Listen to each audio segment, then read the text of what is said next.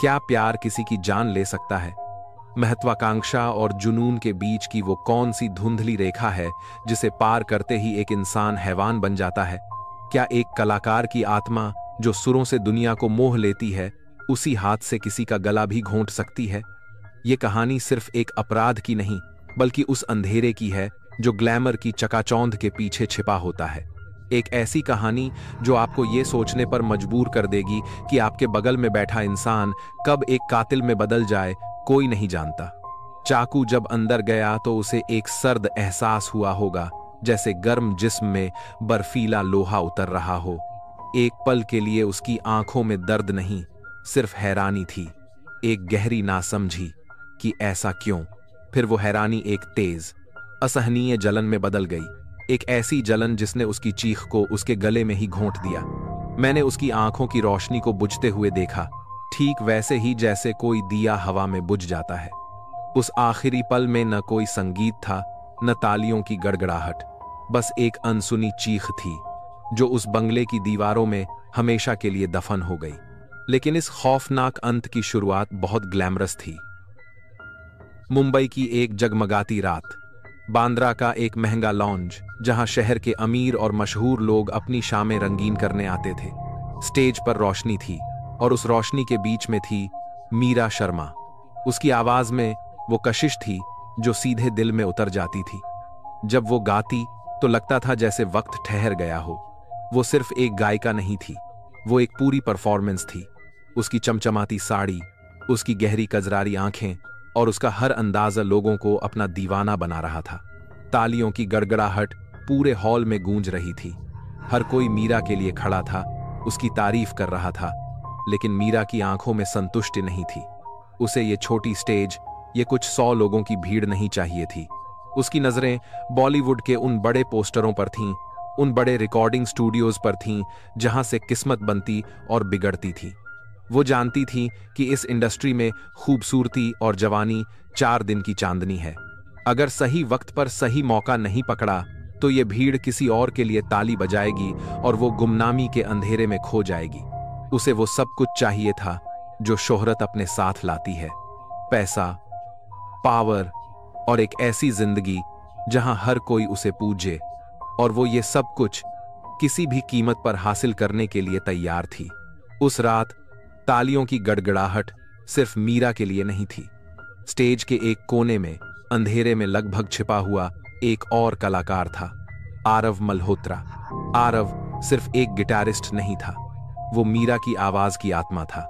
जब मीरा के सुर ऊंचाइयों को छूते तो आरव का गिटार उन्हें पंख देता था। जब उसकी आवाज में दर्द छलकता तो आरव के तार उस दर्द को हर सुनने वाले के दिल तक पहुंचाते थे। उनकी केमिस्ट्री सिर्फ एक प्रोफेशनल केमिस्ट्री नहीं थी, वो इससे कहीं ज्यादा थी। ये एक ऐसा रिश्ता था जो सुरों और नजरों से बात करता था। शो के बाद जब ग्लैमर की दुनिया अपने अपने घरों को लौट चुकी थी, मीरा और आरव मुंबई की खामोश सड़कों पर थे। वो किसी महंगे रेस्टोरेंट में नहीं गए, बल्कि रात के 2 बजे एक छोटे से चाय के ठेले पर रुके, जहां सिर्फ कुछ टैक्सी ड्राइवर और रात के मुसाफिर थे। ये उनकी अपनी छोटी सी सीक्रेट दुनिया थी। तुमने आज कमाल कर दिया, आरव ने चाय का कप हाथ में लेते हुए कहा। उसकी आंखों में सच्ची तारीफ थी। मीरा मुस्कुराई, लेकिन उसकी मुस्कान में एक उदासी थी। लोग सिर्फ गाना सुनते हैं आरव, उसके पीछे का कलाकार किसी को नहीं दिखता, सिवाय शायद एक इंसान के। उसकी नजरें आरव पर टिकी थीं। आरव इस बात को समझता था, वो भी तो यही महसूस करता था। कभी कभी लगता है ये सिर्फ एक नौकरी है, धुन बजाओ, पैसे लो और घर जाओ। असली संगीत तो यहीं अंदर रह जाता है। उसने अपने सीने पर हाथ रखते हुए कहा। यही वो पल था जिसका मीरा को इंतजार था। उसने आरव के हाथ पर अपना हाथ रखा। मैं उस संगीत को सुन सकती हूं आरव, मैं उसे महसूस कर सकती हूं। शायद इसलिए क्योंकि हम दोनों एक ही पिंजरे में कैद हैं। एक कलाकार के लिए समझे जाने का एहसास किसी भी नशे से ज्यादा गहरा होता है, और मीरा ये नशा देना बखूबी जानती थी। वापस जाते हुए आरव अपनी गाड़ी मरीन ड्राइव पर ले आया। एक तरफ समंदर की लहरें थीं, दूसरी तरफ मुंबई की जगमगाती बत्तियां, जिसे क्वींस नेकलेसेस भी कहा जाता था। गाड़ी में खामोशी थी, लेकिन यह खामोशी बेचैन करने वाली नहीं, बल्कि सुकून देने वाली थी। आरव ने गाड़ी रोकी। मीरा, मैं। वो कुछ कहना चाहता था, लेकिन शब्द नहीं मिल रहे थे। वो कहना चाहता था कि आज तक उसे किसी ने इतना नहीं समझा। मीरा ने उसकी तरफ देखा और धीरे से उसके होठों पर अपनी उंगली रखी। शश, कुछ कहने की जरूरत नहीं। और फिर वो हुआ जो होना ही था। उस रात समंदर की लहरों और शहर की लाखों टिमटिमाती बत्तियों के सामने एक नाजायज रिश्ते ने जन्म लिया। एक ऐसा रिश्ता जिसकी बुनियाद सपनों और महत्वाकांक्षाओं पर रखी गई थी, लेकिन जिसकी मंजिल तबाही के सिवा कुछ और नहीं थी। आरव जब अपने घर पहुंचा तो रात सुबह में बदल रही थी। बाहर की दुनिया में शोर था, लेकिन उसके पवाई के आलीशान अपार्टमेंट में एक सुकून देने वाली खामोशी थी। दरवाजा खोलते ही उसे दो अलग अलग दुनियाओं का फर्क महसूस हुआ। एक वो दुनिया थी जो उसने अभी अभी मीरा के साथ छोड़ी थी, जुनून, रोमांच और खतरों से भरी।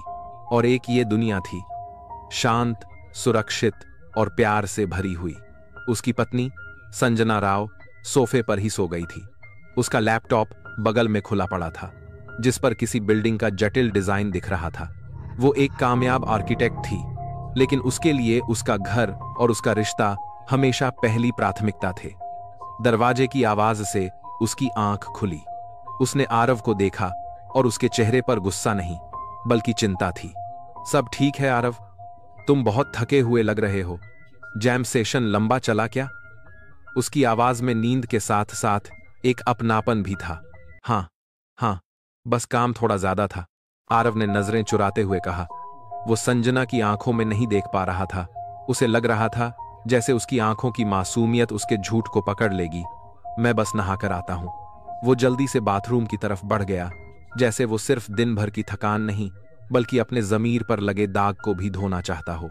कुछ देर बाद जब आरव बाहर आया, संजना उसके लिए ग्रीन टी बना चुकी थी। वो हमेशा की तरह उसका ख्याल रख रही थी।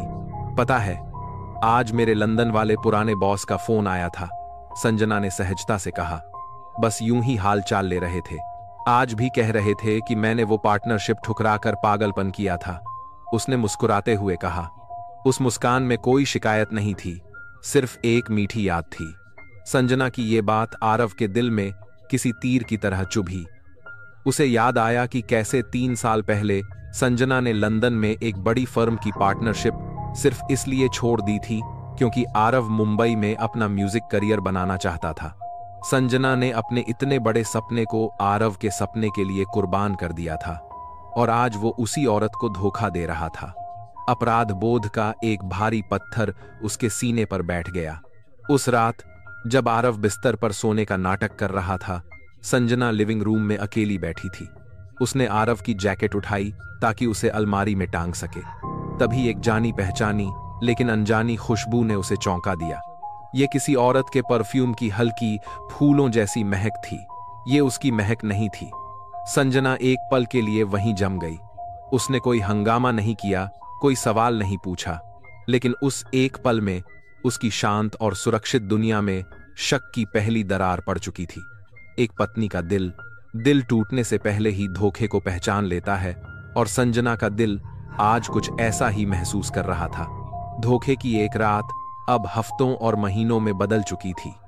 मीरा और आरव का रिश्ता अब सिर्फ रातों के अंधेरे में नहीं, बल्कि दिन के उजालों में भी चोरी छुपे पनप रहा था। कभी किसी रिकॉर्डिंग स्टूडियो के बंद कमरे में, कभी लोनावला की धुंध भरी पहाड़ियों में, तो कभी किसी अनजान कैफे के कोने में वो अपनी एक अलग दुनिया बना रहे थे। लेकिन ये रिश्ता अब सिर्फ जिस्मानी या जज्बाती नहीं रह गया था। ये अब दिमाग का एक खतरनाक खेल बन चुका था, और इस खेल की मास्टर थी मीरा शर्मा। मीरा ने कभी भी संजना के बारे में एक भी बुरा शब्द नहीं कहा। यही उसकी सबसे बड़ी चालाकी थी। वो जहर भी देती थी तो शहद में लपेटकर। एक शाम वो एक खाली रिकॉर्डिंग स्टूडियो में बैठे थे। संजना एक बहुत अच्छी औरत है आरव, मीरा ने आरव का हाथ थामते हुए कहा। वो तुम्हें एक शांत, सुरक्षित जिंदगी दे सकती है, एक ऐसी जिंदगी जो हर आम इंसान चाहता है। लेकिन क्या तुम आम हो? क्या एक कलाकार की रूह आम होती है? उसे सुकून नहीं, आग चाहिए होती है। एक ऐसी आग जो उसे जलाकर रोशन कर दे। आरव खामोशी से सुनता रहा। उसके अंदर एक तूफान चल रहा था। उसे घर पर संजना का मुस्कुराता हुआ चेहरा याद आता और उसका दिल अपराध बोध से भर जाता। लेकिन जब वो मीरा के साथ होता तो उसे लगता कि यही उसकी असली दुनिया है। मीरा ने उसकी खामोशी को पढ़ा और अपना अगला दांव चला। आज मेरी बात यशराज फिल्म्स के म्यूजिक डायरेक्टर से हो रही थी। उन्होंने हमारा वो डेमो ट्रैक सुना है। कह रहे थे कि हमारी केमिस्ट्री में बिजली है। वो एक बहुत बड़े प्रोजेक्ट के लिए हम दोनों के बारे में सोच रहे हैं। लेकिन आरव, मीरा ने एक पल रुककर उसकी आंखों में देखा। ये दुनिया सब कुछ मांगती है, ये आजादी मांगती है। वो किसी बंधे हुए कलाकार को साइन नहीं करते, वो एक स्टार को साइन करते हैं। लेकिन संजना, उसने मेरे लिए अपना सब कुछ छोड़ दिया, आरव ने कमजोर आवाज में कहा। और तुम उसे झूठ बोलकर उसका बदला चुका रहे हो? मीरा का जवाब तैयार था। क्या ये उसके साथ इंसाफ है? कभी कभी किसी को आजाद कर देना ही सबसे बड़ी मेहरबानी होती है आरव। उसे भी आजाद करो और खुद को भी। ये शब्द नहीं, एक धीमा जहर थे। ये धीरे धीरे आरव की सोच पर असर कर रहे थे। अब जब वो घर जाता तो उसे संजना के प्यार में बंधन नजर आने लगता। संजना की परवाह उसे एक पिंजरा लगने लगती। वो छोटी छोटी बातों पर चिढ़ने लगा था। अगर संजना पूछती कि वो कहाँ था तो वो काम का बहाना बनाकर उस पर चिल्ला देता। मीरा की बातें उसके दिल और दिमाग पर इस कदर हावी हो चुकी थीं कि अब उसे अपनी पत्नी का प्यार नहीं बल्कि मीरा का जुनून सच लगने लगा था। वो एक ऐसे जाल में फंस चुका था जिसे मीरा ने बड़ी होशियारी से बुना था और अब इस जाल से बाहर निकलने का कोई रास्ता नहीं था। हर कहानी में एक ऐसा मोड़ आता है जहां से वापसी के सारे रास्ते बंद हो जाते हैं। मीरा और आरव की कहानी में वो मोड़ उस शाम आया। मीरा ने एक बड़ी म्यूजिक कंपनी के हेड के साथ एक डिनर पार्टी रखी थी और ये आरव के करियर के लिए एक बहुत बड़ा मौका था। उसने सब कुछ परफेक्ट प्लान किया था। लेकिन पार्टी से कुछ घंटे पहले आरव का मैसेज आया, मैं नहीं आ सकता। संजना के माता पिता अचानक शहर आ गए हैं। मुझे उनके साथ डिनर पर जाना होगा। ये सिर्फ एक बहाना नहीं था, ये मीरा के मुंह पर एक तमाचा था। ये इस बात का सबूत था कि चाहे वो आरव की जिंदगी में कितनी भी अहम क्यों ना हो जाए, उसकी असली दुनिया में संजना ही हमेशा उसकी पहली प्राथमिकता रहेगी। उस रात मीरा उस डिनर पार्टी में अकेले गई, मुस्कुराती रही, लोगों से हाथ मिलाती रही, लेकिन उसके अंदर अपमान और जलन का एक ज्वालामुखी खौल रहा था। देर रात जब वो अपने खाली अपार्टमेंट में लौटी तो उसका ग्लैमरस मुखौटा उतर चुका था। उसने गुस्से में अपना फोन दीवार पर दे मारा, लेकिन वो चीखी नहीं, रोई नहीं। उसका गुस्सा खामोश था और खामोश गुस्सा हमेशा ज्यादा खतरनाक होता है। वो समझ गई थी कि जब तक संजना आरव की जिंदगी में है वो हमेशा एक दूसरी औरत ही रहेगी, एक ऐसा सीक्रेट जिसे दुनिया से छिपाया जाता है। और मीरा शर्मा को छिपाया जाना मंजूर नहीं था। रात के 3 बजे थे, पूरा शहर सो रहा था, लेकिन मीरा अपने लैपटॉप की नीली रोशनी में जाग रही थी। उसकी उंगलियां कीबोर्ड पर तेजी से चल रही थीं, लेकिन वो कोई गाना नहीं लिख रही थी। वो गूगल पर सर्च कर रही थी, मुंबई के पास सुनसान जगह, एक परफेक्ट गुमशुदगी कैसे प्लान करें, बिना ट्रेस हुए किसी से संपर्क कैसे करें। उसकी नजर गूगल मैप्स पर अटक गई। मुंबई से कुछ घंटों की दूरी पर समंदर के किनारे एक शांत जगह है, अलीबाग। वो सैटेलाइट व्यू पर अलीबाग के सुनसान बीच और जंगलों के बीच बने प्राइवेट बंगलों को देखने लगी। एक बंगले की एड पर उसकी नजर पड़ी। शहर के शोर से दूर एक शांत और प्राइवेट दुनिया। एक ठंडी भयानक मुस्कान उसके होठों पर फैल गई। उसे अपनी मंजिल मिल गई थी। अपमान और जलन का कॉकटेल बहुत खतरनाक होता है। उस रात मीरा के दिल में लगी आग बुझी नहीं, बल्कि उसने एक नए और भी खौफनाक रूप ले लिया। ये अब जुनून की आग नहीं थी, ये बदले और सब कुछ हासिल करने की ठंडी नीली आग थी। उसने लैपटॉप बंद किया। अंधेरे स्क्रीन पर उसे अपना अक्स दिखाई दिया। वो चेहरा अब किसी टूटे दिल वाली प्रेमिका का नहीं था। वो एक शिकारी का चेहरा था जिसने अपने शिकार को चुन लिया था और अब वो उसे किसी भी कीमत पर हासिल करने वाली थी। उस एक पल में एक महत्वाकांक्षी गायिका मर चुकी थी और एक शातिर कातिल ने जन्म ले लिया था। एक बार जब इरादा पक्का हो जाए तो शैतान भी अपना काम बड़ी सफाई से करता है। मीरा अब एक गायिका नहीं, एक शातिर रणनीतिकार बन चुकी थी। उसका अगला हर कदम सोची समझी साजिश का हिस्सा था। सबसे पहले उसने अपनी पहचान के सारे निशान मिटाने का काम शुरू किया। वो मुंबई के सबसे भीड़-भाड़ वाले इलाकों में से एक दादर स्टेशन के पास गई। वहां की भीड़ में उसे कोई नहीं पहचान सकता था। उसने एक छोटी सी दुकान से एक नया सस्ता सा फोन और एक गुमनाम सिम कार्ड खरीदा। उसने पैसे नकद में दिए ताकि कोई डिजिटल निशान पीछे न छूटे। इसके बाद वो एक तंग गली में बने एक पुराने से साइबर कैफे में गई। यहाँ की हवा में सिगरेट का धुआं और एक अजीब सी उदासी थी। ये जगह मीरा की ग्लैमरस दुनिया से कोसों दूर थी। उसने एक कंप्यूटर किराए पर लिया और एक नया फर्जी ईमेल पता बनाया। नाम रखा विक्रम राठौड़, एक बड़ी अचल संपत्ति कंपनी का वरिष्ठ प्रबंधक। ये वो मुखौटा था जिसके पीछे मीरा अपना असली चेहरा छिपाने वाली थी। अब बारी थी चारे को तैयार करने की। उसने संजना राव के नाम एक लंबा और बहुत पेशेवर ईमेल लिखा। उस विद्युत पत्र की भाषा इतनी सधी हुई थी कि कोई भी उस पर शक नहीं कर सकता था। उसने लिखा, प्रिय श्रीमती राव, हमारी कंपनी आपके वास्तुशिल्प के काम की बहुत बड़ी प्रशंसक है, खासकर बांद्रा में आपके हालिया आवासीय परियोजना की। हम अलीबाग में एक नई आलीशान बंगला परियोजना शुरू कर रहे हैं और हमें आपके जैसे प्रतिभाशाली वास्तुकार के परामर्श की आवश्यकता है। इसके अलावा हम इस परियोजना के प्रचार चेहरे के रूप में एक सफल और प्रतिष्ठित जोड़े की तलाश में हैं। इस भूमिका के लिए आपकी और श्री मल्होत्रा की प्रोफाइल हमें एकदम उपयुक्त लगती है। हम आपको इस सौदे पर आगे की चर्चा के लिए अलीबाग में हमारी संपत्ति पर एक निजी बैठक के लिए आमंत्रित करना चाहते हैं। ये एक ऐसा जाल था जिसमें शिकार खुद चलकर आने वाला था। इसमें संजना के पेशेवर सम्मान को छुआ गया था और आरव के साथ मिलकर काम करने का एक सुनहरा सपना भी दिखाया गया था। अगले दिन मीरा शहर के एक पुराने बाजार गई। वो किसी हथियार की दुकान पर नहीं गई। वो एक ऐसी दुकान पर गई जहां घर का सामान और रसोई के चाकू मिलते थे। उसने एक साधारण तेज धार वाला चाकू चुना, एक ऐसा चाकू जो किसी भी घर की रसोई में मिल सकता है। उसे खरीदकर उसने चुपचाप अपने हैंडबैग के एक गुप्त डिब्बे में रख दिया। वो चीज जो किसी को जीवन देने के लिए भोजन बनाती है, अब किसी का जीवन लेने वाली थी। साजिश का आखिरी और सबसे अहम हिस्सा था आरव को तैयार करना। उस शाम जब वो आरव से मिली तो उसकी आवाज में एक अजीब सी शांति और समझदारी थी। आरव, मैंने बहुत सोचा, हम ऐसे छिपकर नहीं जी सकते। ये न तुम्हारे लिए अच्छा है, न मेरे लिए और न ही उसके लिए। हमें एक बार बैठकर बात करनी होगी, हम तीनों को। एक आखिरी सभ्य बातचीत। मैंने अलीबाग में एक शांत निजी जगह का इंतजाम किया है जहां हमें कोई परेशान नहीं करेगा। तुम्हें उसे वहां आने के लिए मनाना होगा। उससे कहो कि ये हम तीनों के भविष्य के लिए एक शांतिपूर्ण हल खोजने के बारेटी में है। आरव, जो खुद इस उलझन और अपराधबोध से बाहर निकलना चाहता था, उसे मीरा की बातों में एक उम्मीद की किरण दिखाई दी। उसे लगा कि शायद यही सही तरीका है। वो इस बात से अनजान था कि वो किसी शांतिपूर्ण हल का हिस्सा नहीं, बल्कि अपनी ही पत्नी के कत्ल की साजिश का एक मोहरा बन रहा था। अब जाल बिछ चुका था। हर मोहरा अपनी जगह पर था, बस शिकार के आने का इंतजार था। मुंबई से अलीबाग का रास्ता खूबसूरत है, लेकिन उस दिन उस गाड़ी के अंदर का माहौल बेहद तनावपूर्ण और बदसूरत था।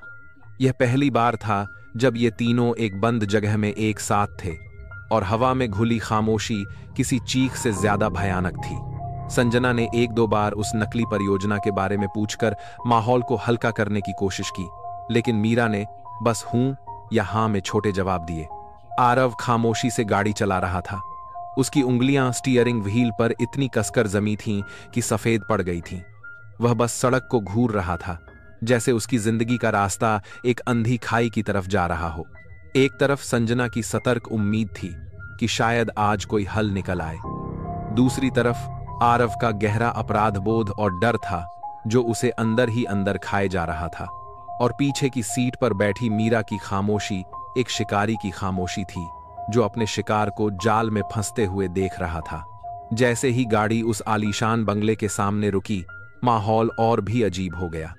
यह एक खूबसूरत बंगला था जिसके चारों तरफ नारियल के पेड़ थे और हवा में समंदर के पानी की नमकीन खुशबू थी। लेकिन इसकी खूबसूरती में एक अजीब सा अकेलापन था, एक ऐसी खामोशी जो सुकून नहीं सिहरन देती थी।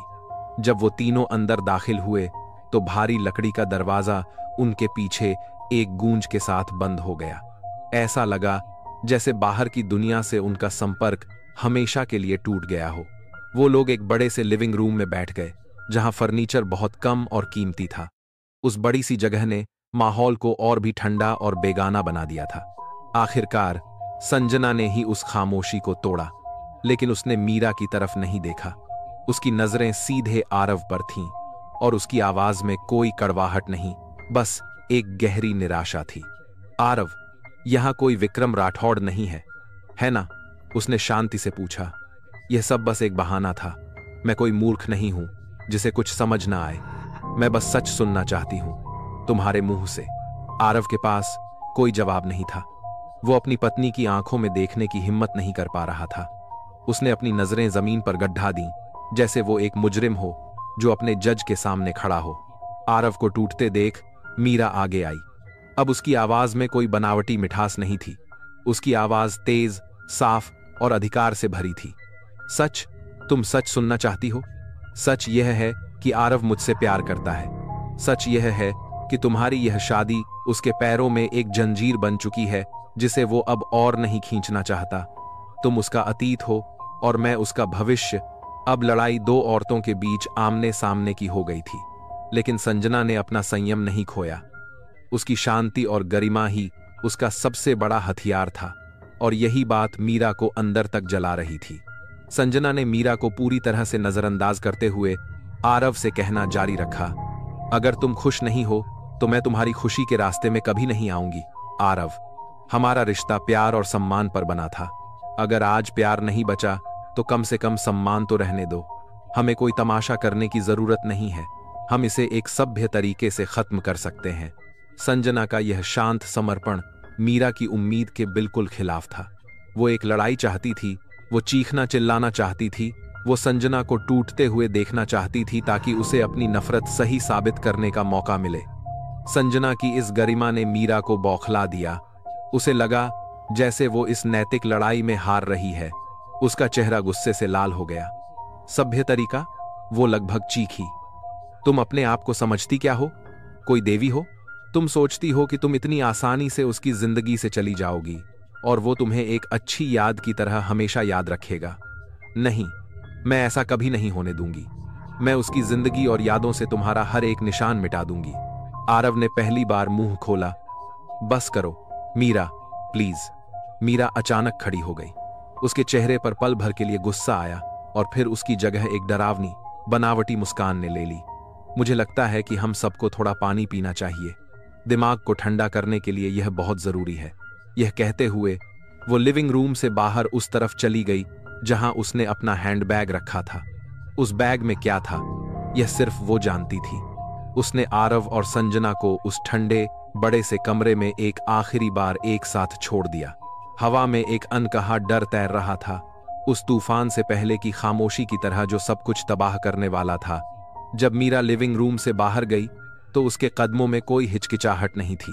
वो बंगले के रसोई घर में पहुंची और अपना हैंडबैग मेज पर रखा। उसने बैग खोला और उसके अंदर से धीरे से वो चाकू बाहर निकाला। रसोई की खिड़की से आती चांद की हल्की सी रोशनी चाकू की तेज साफ धार पर चमक रही थी। इस पल में उसके दिल में कोई डर, कोई पछतावा, कोई दूसरा ख्याल नहीं था। बस एक ठंडी फौलादी इच्छा थी, अपने रास्ते के सबसे बड़े कांटे को, अपनी खुशियों की सबसे बड़ी रुकावट को हमेशा के लिए निकाल फेंकने की इच्छा। उसने एक पल के लिए चाकू की धार में अपना अक्स देखा। उसे वहां मीरा शर्मा, एक महत्वाकांक्षी गायिका नहीं दिखाई दी। उसे वहां एक शिकारी दिखाई दिया जो अपने शिकार पर आखिरी वार करने के लिए पूरी तरह से तैयार था। उसका दिमाग इतनी शांति और सफाई से काम कर रहा था कि वह हैरान थी। उसने फ्रिज से पानी की एक बोतल निकाली और 3 साफ कांच के गिलास एक ट्रे पर रखे। यह एक बहुत ही सामान्य घरेलू काम था, लेकिन उसके इरादों ने इस सामान्य से काम को भी भयानक बना दिया था। वो एक मेजबान की तरह बर्ताव कर रही थी, जबकि उसके दिमाग में कत्ल का इरादा था।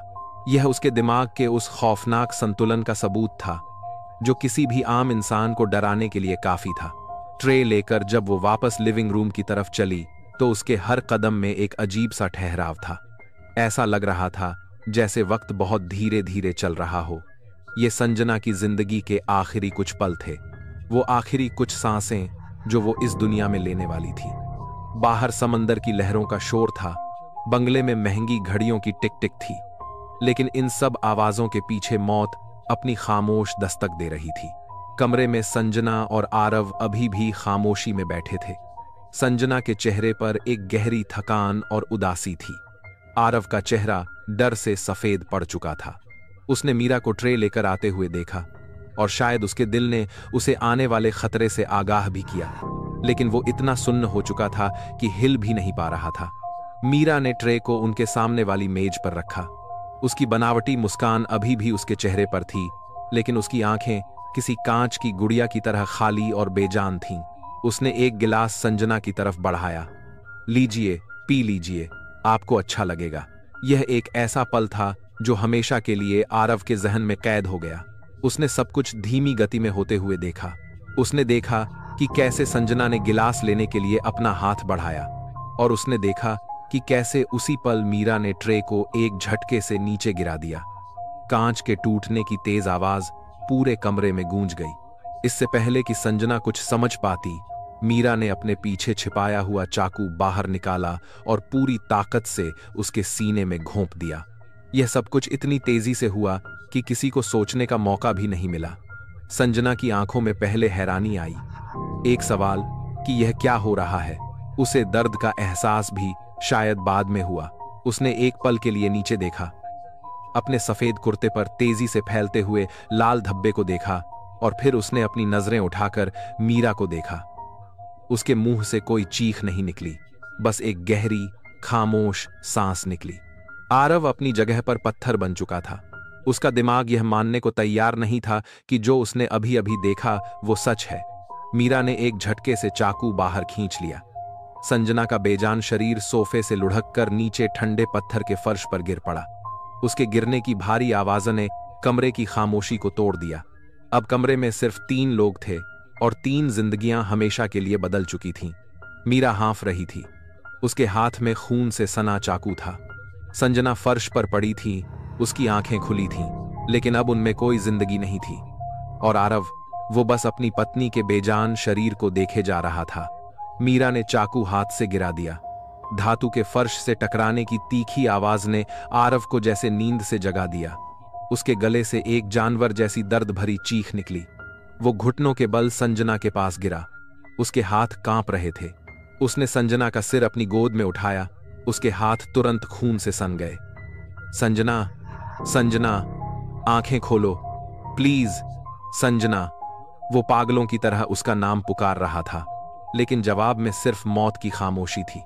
एक पल में एक मर चुकी थी, एक कातिल बन चुकी थी, और एक जिंदगी भर के लिए उस गुनाह का गवाह और साथी बन चुका था। आरव अपनी पत्नी के बेजान शरीर पर गिरा हुआ पागलों की तरह रो रहा था। उसकी चीखों में दर्द, पछतावा और एक ऐसी बेबसी थी जिसका कोई इलाज नहीं था। वह बार बार संजना का नाम ले रहा था, इस झूठी उम्मीद में कि शायद उसकी आवाज सुनकर वो अपनी आंखें खोल देगी।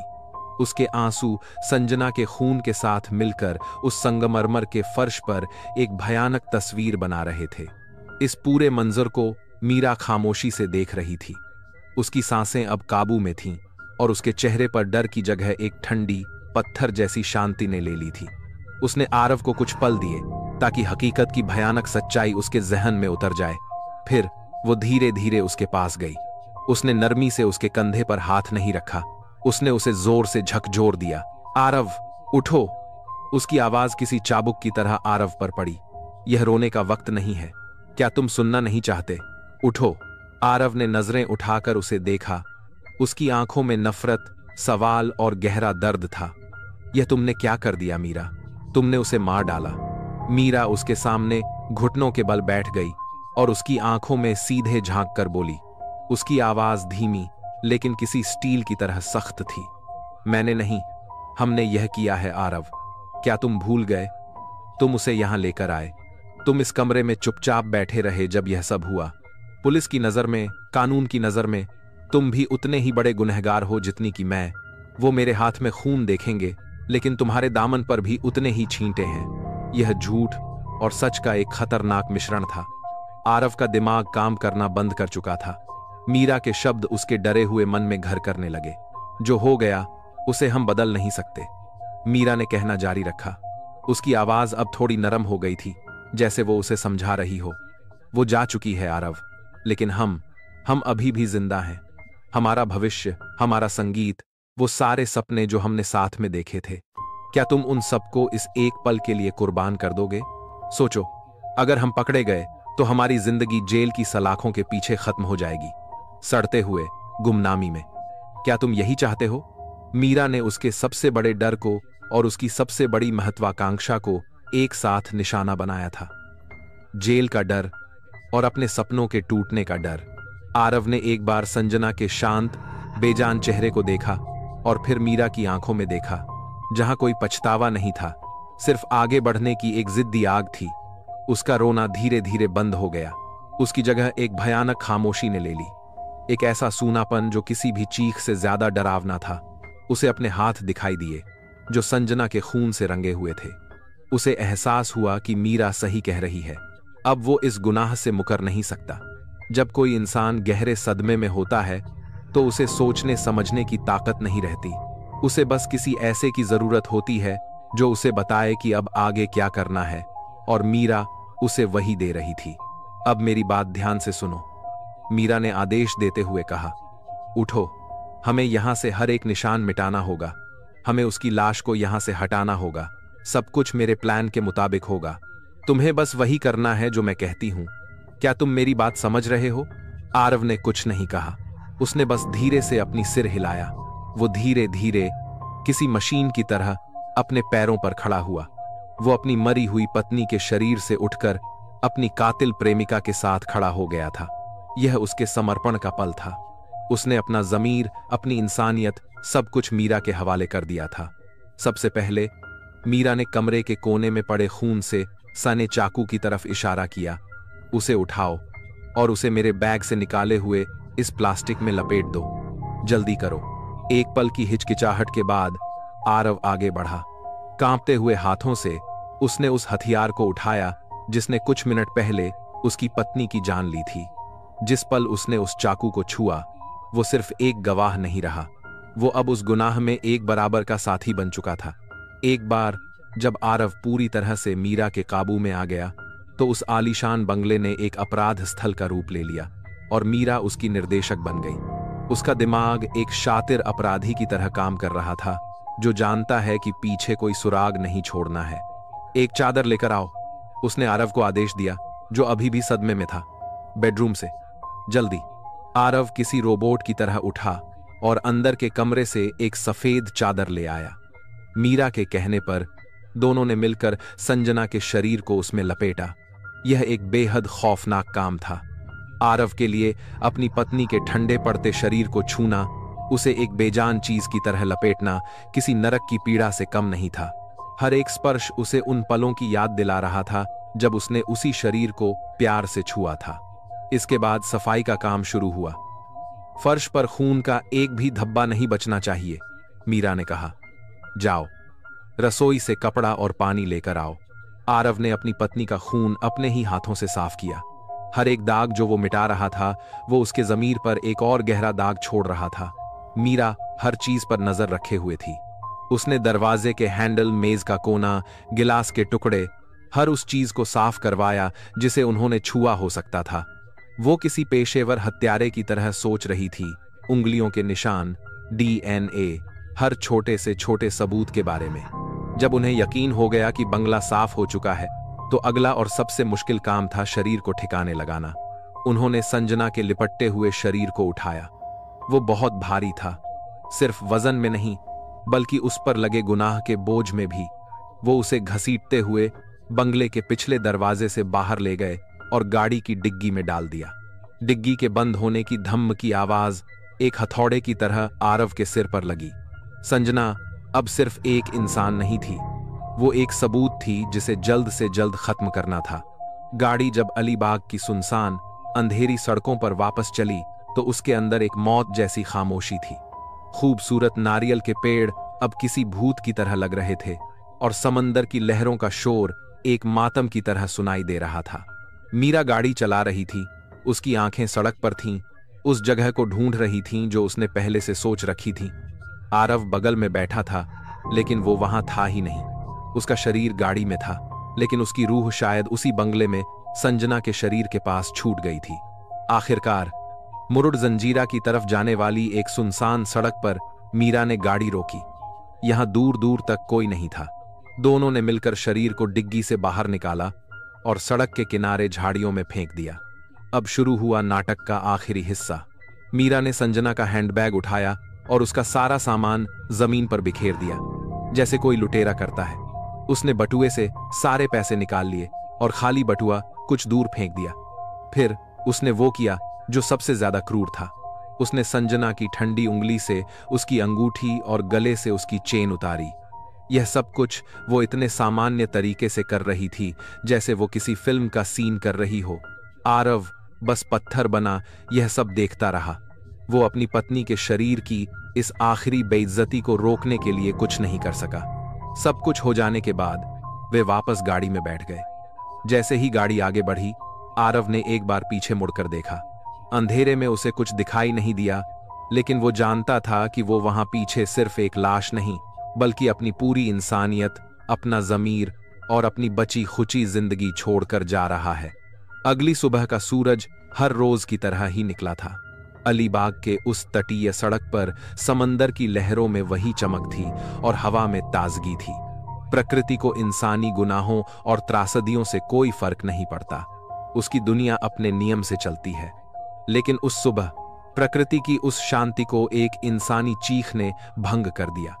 सुबह की सैर पर निकले एक स्थानीय व्यक्ति की नजर झाड़ियों में पड़े उस शरीर पर पड़ी और उसने कांपते हुए हाथों से तुरंत पुलिस को फोन किया। कुछ ही देर में पुलिस की गाड़ियों के सायरन ने उस इलाके की खामोशी को चीर दिया। पूरा इलाका पीली पट्टी से घेर लिया गया। सफेद सूट पहने फोरेंसिक टीम के लोग हर एक चीज को ध्यान से देख रहे थे, सबूत इकट्ठा कर रहे थे। माहौल में एक तनाव था। तभी एक गाड़ी आकर रुकी और उसमें से उतरे इंस्पेक्टर विक्रम सिंह। विक्रम सिंह की उम्र 50 के करीब होगी। उनकी आंखों में एक थकान थी, एक ऐसी थकान जो सालों तक इंसानी क्रूरता के सबसे बुरे रूप देखने से आती है। लेकिन उस थकान के पीछे एक बाज जैसी तेज नजर भी थी जो किसी भी झूठ को पकड़ सकती थी। वो उन पुलिस वालों में से थे जो फाइलों से ज्यादा अपनी समझ और अनुभव पर भरोसा करते थे। इंस्पेक्टर विक्रम ने पूरे अपराध स्थल का चक्कर लगाया। उन्होंने बिखरे हुए सामान को देखा, खाली बटुए को देखा और फिर उस शरीर को देखा जो अब एक सफेद चादर से ढका हुआ था। उन्होंने अपने एक युवा सब इंस्पेक्टर शर्मा को बुलाया। शर्मा, तुम्हें यह देखकर पहली नजर में क्या लगता है? विक्रम ने पूछा। उनकी नजरें अभी भी उस जगह पर टिकी थीं। सर, यह एक लूटपाट और हत्या का मामला लगता है, शर्मा ने आत्मविश्वास से कहा। पर्स खाली है, लगता है गहने भी गायब हैं। शायद महिला ने विरोध किया होगा और लुटेरों ने उसे मार दिया। विक्रम ने एक गहरी सांस ली और फिर जमीन की तरफ इशारा किया। नहीं, लुटेरे ऐसे काम नहीं करते शर्मा। लुटेरे हड़बड़ी में होते हैं। वो छीना झपटी करते हैं जिसके निशान शरीर पर मिलते हैं। यहां देखो, शरीर पर कोई खरोंच या जबरदस्ती के निशान नहीं है। घाव सिर्फ एक है, सीने पर, गहरा और सीधा, जैसे किसी ने बहुत सोच समझकर पूरी नफरत से मारा हो। उन्होंने चादर का कोना थोड़ा हटाकर घाव को देखा। यह लूटपाट नहीं, यह एक सोचा समझा कत्ल है। लूटपाट का सिर्फ एक भद्दा नाटक किया गया है ताकि पुलिस को गुमराह किया जा सके। विक्रम का अनुभव बोल रहा था। उन्होंने पहली ही नजर में उस झूठ को पकड़ लिया था जिसे मीरा ने बड़ी होशियारी से बनाने की कोशिश की थी। कुछ ही देर में पर्स से मिले एक पहचान पत्र से मृतका की पहचान हो गई। संजना राव, मुंबई की एक जानी मानी वास्तुकार। यह खबर मिलते ही यह एक साधारण मामला नहीं रहा, यह एक हाई प्रोफाइल मामला बन गया। उसके परिवार को सूचित करो, विक्रम ने आदेश दिया। सबसे पहले उसके पति से बात करनी होगी। उसका नाम पता करो और देखो कि वो इस वक्त कहां है, और इस सड़क पर आने जाने वाले हर रास्ते के सारे सीसीटीवी फुटेज की जांच करो। मुझे कल रात यहां से गुजरने वाली हर एक गाड़ी की जानकारी चाहिए। मीरा और आरव मुंबई लौटकर यह सोच रहे थे कि उन्होंने एक परफेक्ट अपराध को अंजाम दिया है, लेकिन वो एक चीज भूल गए थे। हर अपराधी अपने पीछे कोई न कोई सुराग जरूर छोड़ जाता है, और उन सुरागों को ढूंढ निकालने के लिए इंस्पेक्टर विक्रम सिंह की अनुभवी आंखें अब काम पर लग चुकी थीं। झूठ का जाल बुना जा चुका था, लेकिन अब सच की तलवार भी अपनी म्यान से बाहर निकल चुकी थी। जब किसी की मौत की खबर दी जाती है तो दुख जताने के 1000 तरीके होते हैं, लेकिन जब कोई झूठा दुख जताता है तो उसका सिर्फ एक ही तरीका होता है, और वो हमेशा बनावटी लगता है। अगले दिन जब इंस्पेक्टर विक्रम सिंह अपनी टीम के साथ आरव के अपार्टमेंट पहुंचे तो उन्हें यही बनावटीपन देखने को मिला। विक्रम ने बहुत ही शांत और औपचारिक लहजे में संजना की मौत की खबर दी। मिस्टर मल्होत्रा, हमें आपको यह बताते हुए बहुत अफसोस हो रहा है कि आपकी पत्नी संजना राव अब इस दुनिया में नहीं रही। कल रात अलीबाग के पास उनकी लाश मिली। मीरा ने आरव को सिखाया था कि उसे कैसे बर्ताव करना है। आरव ने ठीक वैसा ही किया। उसने हैरान होने का नाटक किया। उसने अपने सिर को हाथों में पकड़ लिया।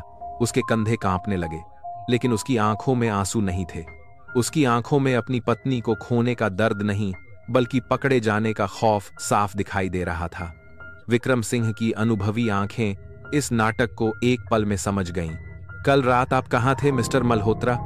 विक्रम ने सीधे सवाल पूछा। मैं यहीं था, घर पर, आरव ने हकलाते हुए जवाब दिया। देर रात तक अपने संगीत का रियाज कर रहा था। मैं कहीं नहीं गया। यह वो झूठी कहानी थी जो उसने और मीरा ने मिलकर तैयार की थी। विक्रम ने उस पर कोई दबाव नहीं डाला। उन्होंने बस सिर हिलाया, संवेदना व्यक्त की और वहां से चले गए। लेकिन पुलिस स्टेशन लौटते ही उन्होंने अपनी टीम को काम पर लगा दिया।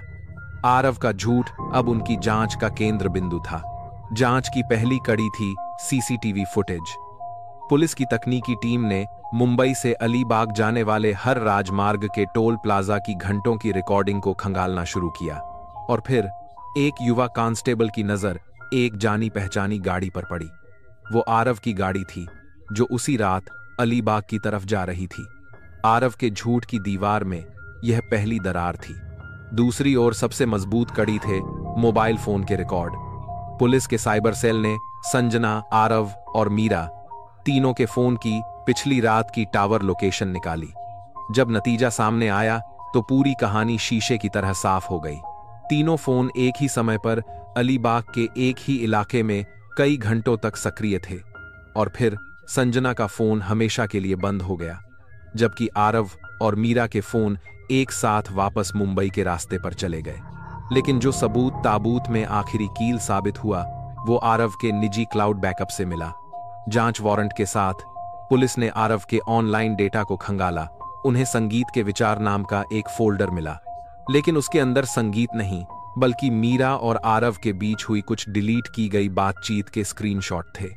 शायद आरव ने उन्हें याद के तौर पर रखा था, और यही उसकी सबसे बड़ी गलती थी। इंस्पेक्टर विक्रम के ऑफिस में पूरी टीम खामोशी से उन संदेशों को पढ़ रही थी। हर एक संदेश एक कबूलनामे की तरह था। एक संदेश में लिखा था, बस कुछ दिन और, फिर वो हमारे रास्ते में कभी नहीं होगी। एक और संदेश था, क्या तुम तैयार हो? याद रखना, एक बार यह हो गया तो पीछे हटने का कोई रास्ता नहीं होगा। और सबसे खौफनाक संदेश था, जब सब कुछ खत्म हो जाएगा तो इस दुनिया में सिर्फ हम दोनों होंगे और हमारा संगीत। इसके साथ ही फॉरेंसिक प्रयोगशाला से भी रिपोर्ट आ गई। आरव की गाड़ी से मिले मिट्टी के कण उसी सुनसान सड़क की मिट्टी से 100% मेल खाते थे जहां संजना की लाश मिली थी। अब इंस्पेक्टर विक्रम के सामने सफेद बोर्ड पर पूरी तस्वीर साफ थी। आरव की गाड़ी, तीनों की मोबाइल लोकेशन, प्यार और साजिश से भरे संदेश, और गाड़ी में मिले मिट्टी के कण। एक एक करके सारे सबूत एक ही कहानी कह रहे थे। यह कहानी लूटपाट की नहीं, बल्कि प्यार, धोखे और एक ठंडे दिमाग से किए गए कत्ल की थी। विक्रम ने अपनी कुर्सी पर पीछे झुकते हुए एक गहरी सांस ली।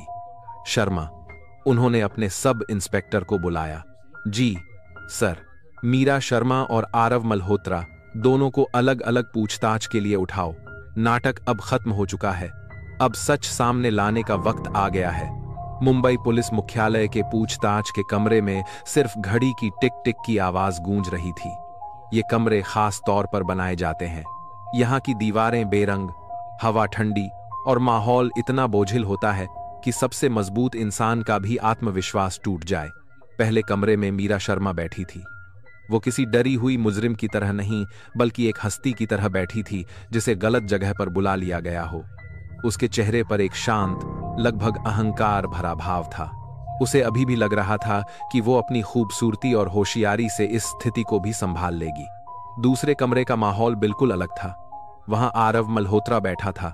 उसका चेहरा डर से पीला पड़ चुका था और वो लगातार अपने पैर हिला रहा था। वो किसी से आंखें नहीं मिला पा रहा था। वो एक खुली किताब की तरह था जिसके हर पन्ने पर डर और अपराधबोध लिखा हुआ था। इंस्पेक्टर विक्रम सिंह जानते थे कि इस कहानी की सबसे कमजोर कड़ी यही है। पूछताछ शुरू हुई। मीरा से एक सख्त दिखने वाले अफसर ने सवाल जवाब किए। आपका और आरव मल्होत्रा का क्या रिश्ता है? हम पेशेवर सहयोगी हैं। हम साथ में संगीत बनाते हैं। मीरा ने बिना किसी हिचकिचाहट के जवाब दिया। अफसर ने कुछ तस्वीरें मेज पर फेंकी। ये तस्वीरें मीरा और आरव की थीं, किसी निजी जासूस द्वारा खींची गईं, जिसमें वो एक दूसरे के बहुत करीब थे। मीरा का चेहरा एक पल के लिए सख्त हुआ, लेकिन उसने खुद को संभाल लिया। ठीक है, हम एक रिश्ते में थे, लेकिन इसका एक हत्या से क्या लेना देना? आप हत्या वाली रात अलीबाग में थीं। आपके और आरव के फोन की लोकेशन यही बताती है, अफसर ने कहा। हाँ, हम गए थे। मीरा ने एक नया झूठ गढ़ा। हम कुछ निजी समय बिताने गए थे। संजना वहां नहीं थी। हमें नहीं पता कि उसके साथ क्या हुआ। दूसरे कमरे में इंस्पेक्टर विक्रम खुद आरव से बात कर रहे थे। उनका तरीका बिल्कुल अलग था। वो चिल्ला नहीं रहे थे, वो आरव के अपराधबोध को निशाना बना रहे थे। मिस्टर मल्होत्रा, आपकी पत्नी एक बहुत अच्छी औरत थी। हमें पता चला है कि उन्होंने आपके लिए लंदन में अपना इतना बड़ा करियर तक छोड़ दिया। वो इस भयानक मौत की हकदार नहीं थी। विक्रम के हर शब्द आरव के दिल में किसी सुई की तरह चुभ रहे थे। वो रोने लगा। मुझे कुछ नहीं पता सर, मुझे सच में कुछ नहीं पता। झूठ मत बोलिए। विक्रम की आवाज अब सख्त हो गई। उन्होंने मेज पर आरव की गाड़ी की सीसीटीवी फुटेज की तस्वीर रखी। यह आपकी गाड़ी है जो हत्या वाली रात अलीबाग की तरफ जा रही थी। आप घर पर रियाज नहीं कर रहे थे। आरव का चेहरा सफेद पड़ गया। और यह देखिए, विक्रम ने अगला सबूत पेश किया। आपके, मीरा के और आपकी पत्नी संजना के तीनों के मोबाइल फोन की लोकेशन एक ही समय पर एक ही बंगले में मिली है। क्या यह भी एक इत्तेफाक है? आरव अब कांप रहा था। उसे समझ आ गया था कि खेल खत्म हो चुका है। विक्रम ने अपना आखिरी और सबसे बड़ा दांव चला। वो अपनी कुर्सी से उठे और आरव के पास आकर धीरे से बोले, देखो बेटा, हमें पता है कि तुम एक कातिल नहीं हो, तुम एक कलाकार हो। हमें यह भी पता है कि मीरा एक बहुत तेज और चालाक औरत है। हमें लगता है कि उसने तुम्हें इस सब में फंसाया है। यह तुम्हारे पास सच बोलने का आखिरी मौका है। अगर तुम चुप रहे तो तुम भी एक ठंडे दिमाग वाले हत्यारे माने जाओगे। लेकिन अगर तुम हमें सच बताते हो तो अदालत शायद इस बात पर गौर करे कि तुम पर दबाव डाला गया था कि तुम इस साजिश का शिकार हुए थे। यह वो सहारा था जिसकी आरव को सख्त जरूरत थी। उसे एक रास्ता दिखाई दिया, खुद को बचाने का, सारा इल्जाम मीरा पर डालने का, और फिर वो टूट गया। वो बच्चों की तरह फूट फूट कर रोने लगा। रोते रोते, हकलाते हुए उसने सब कुछ उगल दिया। उसने बताया कि कैसे मीरा ने उसे अपने जाल में फंसाया, कैसे उसने संजना को मारने की पूरी साजिश रची, और कैसे बंगले में उसने संजना को मार डाला जबकि वो डर के मारे पत्थर बना बैठा रहा। मैंने उसे नहीं मारा साहब, वो चीख रहा था। यह सब मीरा ने किया है। मैं तो उसे रोकना चाहता था, पर मैं बहुत डर गया था। प्लीज मेरा यकीन कीजिए। अब विक्रम वापस मीरा के कमरे में गए। मीरा अभी भी अपनी झूठी कहानी पर अड़ी हुई थी। विक्रम ने कुछ नहीं कहा। उन्होंने बस एक छोटा सा ऑडियो रिकॉर्डर मेज पर रखा और उसका प्ले बटन दबा दिया। कमरे में आरव के रोने और कबूल करने की आवाज़ गूंजने लगी। यह वो पल था जब मीरा शर्मा का बनाया हुआ हर झूठ, हर मुखौटा एक झटके में चकनाचूर हो गया। उसके चेहरे का रंग उड़ गया। उसकी आंखों में हैरानी, गुस्सा और धोखा मिलने का दर्द साफ दिखाई दे रहा था। जिस इंसान को वो अपनी सबसे बड़ी ताकत समझती थी, वही उसका सबसे बड़ा द्रोही निकला। यह झूठ बोल रहा है, वो हकलाते हुए बोली। यह मुझे फंसा रहा है। इसने ही संजना को मारा है, लेकिन बहुत देर हो चुकी थी। उसके चेहरे के भाव और उसकी घबराहट खुद एक कबूलनामे की तरह थी। इंस्पेक्टर विक्रम ने रिकॉर्डर बंद किया। खेल खत्म हो गया, मिस शर्मा। जिस दिन मुंबई सेशन कोर्ट में इस मामले की सुनवाई शुरू हुई, उस दिन अदालत के बाहर एक मेले जैसा माहौल था।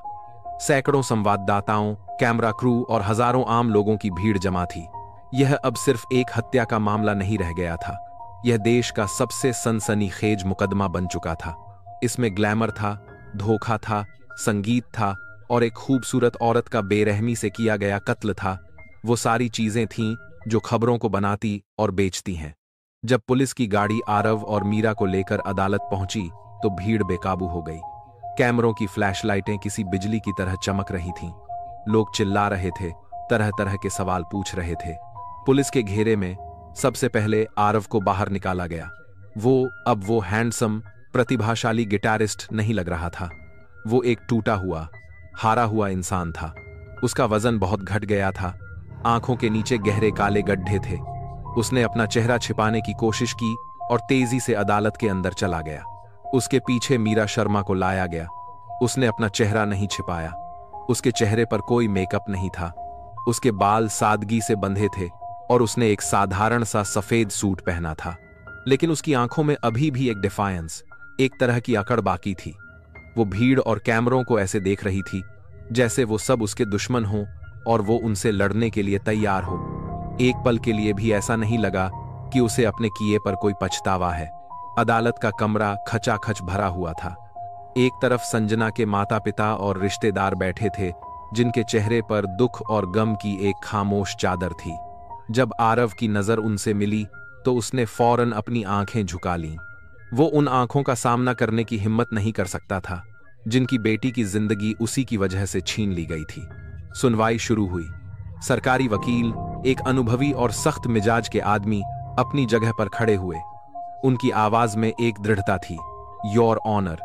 उन्होंने कहना शुरू किया, यह मामला जुनून में किए गए अपराध का नहीं है। यह एक ठंडे दिमाग से पूरी योजना के साथ की गई एक क्रूर हत्या का मामला है। एक ऐसी हत्या जिसकी वजह थी जलन, महत्वाकांक्षा और किसी दूसरे की खुशियों पर कब्जा करने की हवस। इसके बाद अगले कई दिनों तक सरकारी वकील ने एक एक करके सबूत पेश किए। अदालत में लगी बड़ी स्क्रीन पर आरव की गाड़ी का सीसीटीवी फुटेज दिखाया गया। मोबाइल टावर की रिपोर्ट पेश की गई, जिसने साबित कर दिया कि तीनों उस रात एक ही जगह पर थे। मीरा और आरव के बीच हुए वो सारे संदेश पढ़कर सुनाए गए, जिनके हर शब्द से साजिश की बू आ रही थी। फॉरेंसिक रिपोर्ट ने यह साबित कर दिया कि आरव की गाड़ी में मिली मिट्टी उसी अपराध स्थल की थी। और आखिर में वो खून से सना चाकू अदालत के सामने रखा गया, जिसे देखकर संजना की मां की सिसकियां निकल गईं। मुकदमे का सबसे अहम हिस्सा तब आया जब आरव मल्होत्रा को गवाह के तौर पर कटघरे में बुलाया गया। वो अभियोजन पक्ष का मुख्य गवाह था, जो अपनी ही प्रेमिका के खिलाफ गवाही देने वाला था। वो कटघरे में कांपते हुए खड़ा था। सरकारी वकील के सवालों के जवाब में उसने रोते रोते पूरी कहानी सुनाई। उसने बताया कि कैसे वो मीरा के प्यार में अंधा हो गया था, कैसे मीरा ने उसे संजना के खिलाफ भड़काया और कैसे उस रात मीरा ने संजना को मार डाला। उसने अपनी कायरता और अपनी गलती को स्वीकार किया, लेकिन उसने हत्या का पूरा इल्जाम मीरा पर डाल दिया। इस पूरे समय मीरा बस उसे घूरती रही। उसकी आंखों में आंसू नहीं, बल्कि नफरत की आग थी। मीरा के वकील ने उसे एक पीड़ित के रूप में पेश करने की बहुत कोशिश की। उन्होंने दलील दी कि आरव एक धोखेबाज पति था और उसी ने संजना को मारा है और अब वो खुद को बचाने के लिए मीरा को फंसा रहा है। लेकिन सबूतों का पहाड़ इतना ऊंचा और मजबूत था कि बचाव पक्ष की हर दलील उसके सामने बौनी साबित हुई। आखिरकार बहस खत्म हुई। सारे गवाहों के बयान हो चुके थे, सारे सबूत पेश किए जा चुके थे। अदालत में एक गहरा सन्नाटा छा गया। हर किसी की नजरें जज पर टिकी थीं, जो अब इस कहानी का आखिरी अध्याय लिखने वाले थे। वो मंच जो कभी मीरा के गानों से गूंजता था, आज उसकी किस्मत के फैसले का इंतजार कर रहा था। कई हफ्तों की सुनवाई और बहस के बाद आखिरकार फैसले का दिन आ गया। अदालत का कमरा उस दिन भी खचाखच भरा हुआ था, लेकिन आज वहां कोई फुसफुसाहट नहीं थी। एक गहरा, भारी सन्नाटा था। हर कोई अपनी सांस रोके हुए जज साहब का इंतजार कर रहा था। जब जज साहब ने अपना फैसला पढ़ना शुरू किया तो उनकी आवाज पूरे कमरे में गूंज रही थी। उन्होंने कहा कि पेश किए गए सारे सबूतों और गवाहों के बयानों को ध्यान में रखते हुए अदालत इस नतीजे पर पहुंची है कि अभियोजन पक्ष ने अपना मामला बिना किसी संदेह के साबित कर दिया है। उन्होंने पहले आरव मल्होत्रा की तरफ देखा। आरव मल्होत्रा, जज ने कहा, यह सच है कि चाकू आपके हाथ में नहीं था, लेकिन आपकी खामोशी, आपकी कायरता और इस साजिश में आपकी भागीदारी ने ही इस भयानक अपराध को संभव बनाया। आपने उस इंसान के साथ विश्वासघात किया जिसने आप पर सबसे ज्यादा भरोसा किया। अदालत ने आरव मल्होत्रा को हत्या की साजिश रचने और सबूत मिटाने का दोषी पाया और उसे 14 साल की सश्रम कारावास की सजा सुनाई। यह सुनते ही आरव कटघरे में ही टूट गया। वो हिचकियां लेकर रोने लगा। यह शायद उसकी सजा का दुख था, या शायद उस बोझ के उतर जाने की एक अजीब सी राहत थी जिसे वो इतने महीनों से ढो रहा था। फिर जज साहब मीरा शर्मा की तरफ मुड़े। मीरा का चेहरा बिल्कुल भावहीन था, जैसे वो पत्थर की बनी हो। मीरा शर्मा, जज की आवाज अब और भी सख्त हो गई थी। अदालत आपको इस पूरी साजिश का मास्टरमाइंड यानी मुख्य अपराधी मानती है। यह जुनून में किया गया कोई अपराध नहीं था। यह एक ठंडे दिमाग से पूरी योजना के साथ की गई एक क्रूर हत्या थी, जिसकी वजह सिर्फ आपकी जलन और आपकी महत्वाकांक्षा थी। आपने न सिर्फ एक इंसान की जान ली, बल्कि आपने प्यार और विश्वास जैसे पवित्र रिश्तों का भी गला घोंट दिया। अदालत ने मीरा शर्मा को हत्या और हत्या की साजिश का मुख्य दोषी पाते हुए उसे आजीवन कारावास की सजा सुनाई। आजीवन कारावास, यह शब्द जैसे ही मीरा के कानों में पड़े, उसका पत्थर जैसा चेहरा एक पल में बिखर गया। उसकी आंखों में हैरानी, अविश्वास और फिर एक गहरा खालीपन भर गया। जिस भविष्य के लिए, जिस शोहरत के लिए उसने यह सब किया था, वो सब कुछ एक पल में खत्म हो गया था। उसके गले से एक दबी हुई चीख निकली और वो वहीं फर्श पर गिर पड़ी। जिस ग्लैमर की दुनिया पर वो राज करना चाहती थी, अब उसकी बाकी की जिंदगी जेल की अंधेरी कोठरी में कटने वाली थी। अदालत के दूसरे कोने में संजना के बूढ़े माता पिता एक दूसरे को पकड़कर चुपचाप रो रहे थे। उन्हें इंसाफ तो मिला था, लेकिन इंसाफ उनकी बेटी को वापस नहीं ला सकता था। पुलिस आरव और मीरा को हथकड़ियां लगाकर बाहर ले जा रही थी। आरव एक हारा हुआ इंसान था जो अपने आंसुओं में डूबा हुआ था। मीरा एक गिरी हुई रानी थी जिसकी आंखों की आग अब बुझ चुकी थी। बाहर मुंबई शहर अपनी रफ्तार से चल रहा था। लोगों की भीड़, गाड़ियों का शोर, सब कुछ वैसा ही था, लेकिन कुछ जिंदगियां हमेशा के लिए बदल चुकी थीं। यह कहानी है महत्वाकांक्षा की, जो जब हद से गुजर जाती है तो इंसान को हैवान बना देती है। यह कहानी है प्यार की, जो जब जुनून और जलन का रूप ले लेता है तो जिंदगी देने के बजाय जिंदगी छीन लेता है। इंसाफ गुनहगारों को सजा दे सकता है, लेकिन वो उस नुकसान की भरपाई कभी नहीं कर सकता जो हो चुका है। वो एक बेकसूर की जान वापस नहीं ला सकता। वो बस पीछे एक सबक छोड़ जाता है, खून और आंसुओं से लिखा एक दर्दनाक सबक, जो हमें याद दिलाता है कि जब सपने अपनी आत्मा खो देते हैं तो उनकी कीमत बहुत भयानक होती है।